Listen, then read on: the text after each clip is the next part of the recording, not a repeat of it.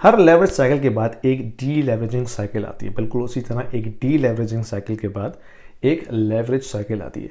ये लेवरेज क्या चीज़ होती है? फाइनेंस के अंदर सादा अल्फाज में लेवरेज की एग्जांपल मैं ऐसे दे सकता हूँ आपको कि अगर आपके पास $100 हैं, आप उससे कोई एसेट बाय करते हैं और वो एसेट आपको let's say in 2 years 10% return देता है, तो आपने $100 का 10% प्रॉफिट कमाया जो कि $10 है, ठीक है।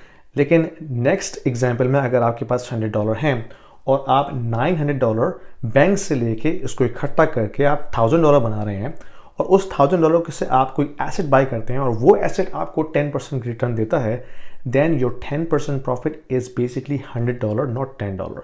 तो that is the power of leverage कि आप अपने प्रॉफिट्स को, अपने रिटर्न्स को मैक्सिमाइज कर लेते हैं by taking leverage, by taking debt. लेकिन ये साइकिल पे डिपेंड करता है। अगर साइकिल लेवरेजिंग साइकिल हो जिसमें हर कोई जो है वो ईजिली पैसा बना रहा है, money is easily flowing into the system, then you can maximise your return by taking more debt, ठीक है। लेकिन अगर साइकिल डी लेवरेजिंग है, then that debt becomes very expensive to service. तो उस केस में वो आपको रिटर्न नहीं देता बल्कि आपको लॉस देता है, क्योंकि जो डेट की जो सर्विसिंग कॉस्ट है वो ज़्यादा हो जाती है। और डी लेवरेजिंग साइकिल कब होती है? जब interest rate becomes more expensive, जब मनी जो है वो सिस्टम में टाइट हो जाए, ईजिली फ्लो ना करे।